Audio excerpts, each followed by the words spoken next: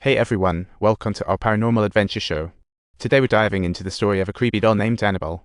At that moment, a little girl's voice called from outside, "Is Annabelle home?" But Megan had no clue who Annabelle was. So she opened the door and said, "Sorry little girl, you must have the wrong house." To her surprise, the girl just burst out laughing. Nothing really happened, so Megan shrugged it off and went to find Zioe, but it was Zioe who noticed something off. She thought she saw her late father standing straight in the living room. Meanwhile, Megan was oblivious to the puzzled looks from Zioe and the others. Zioe barged into the room searching for her dad, but found nothing. Maybe he's hiding in the pantry, she wondered. Just then, heading to the office for keys, Zioe noticed Snow Bride pass the stairs and nervously followed.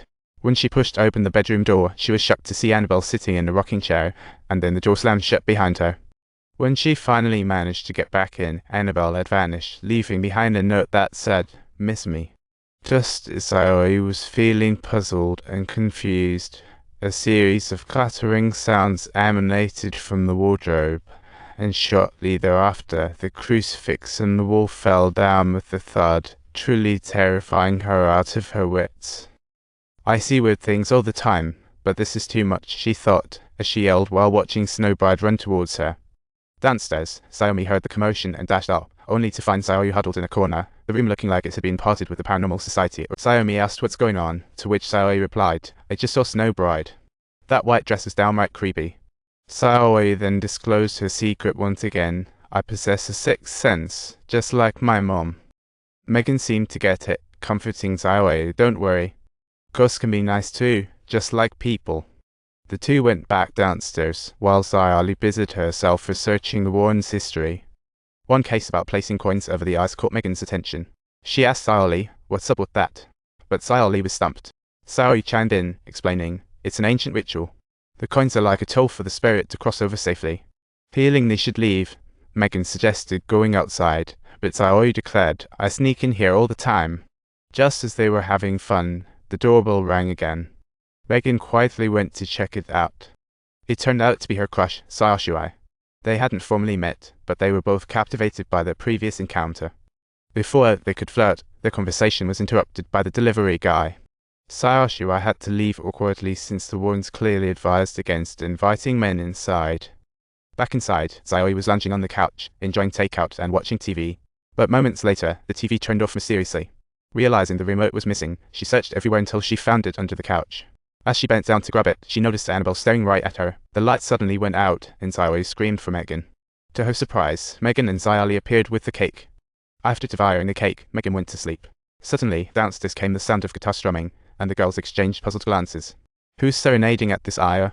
they wondered as they rushed to the window, only to find Zioe hadn't left yet. Zioe's silhouette looked so charming, and he sang, "I've loved you quietly for years." This sweet serenade tugged at Megan's heart, and she rushed downstairs to give him a kiss. But just as she left the window, Zioe saw a strange mist appear beside him.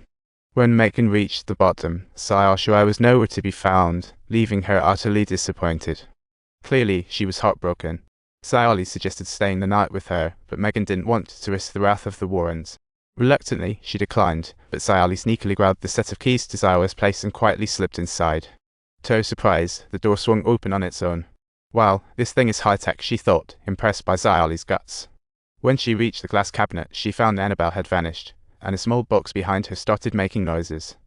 Opening it revealed a bracelet, rumored to let you see whoever you wish. Zioe quickly slipped her dad's photo inside. Suddenly, the rocking chair began to sway. Stealing her nerves, Zioe approached. She found herself at the piano, playing the song her dad taught her when she was little. Just then, a mouse scurried out behind her, and Zioe nearly jumped out of her skin. "This situation is absolutely not on me," Zioe screamed, completely and utterly freaked out. Then, unfortunately, she stumbled and fell, lying awkwardly on the floor with an embarrassing silence filling the entire room. However, at this moment, Megan didn't give it a second thought, turning around to grab a broom and a dustpan. As she bent down to clean, she suddenly heard the record player start up. Startled, she dashed to turn off the record player, only to hear something heavy drop upstairs. With nervous haste, she rushed to the bedroom, only to discover Zioe sleeping peacefully. As she was about to tuck her in, she noticed Annabelle lying there too, but to Megan, It was just another toy. Meanwhile, Sally found herself trapped in the pantry, pacing nervously. Suddenly, the prophecy TV lit up, displaying every single move Sally had predicted before she had even taken a step. Watching a spooky monkey fall on screen, she turned around, only to see the real monkey tumble too.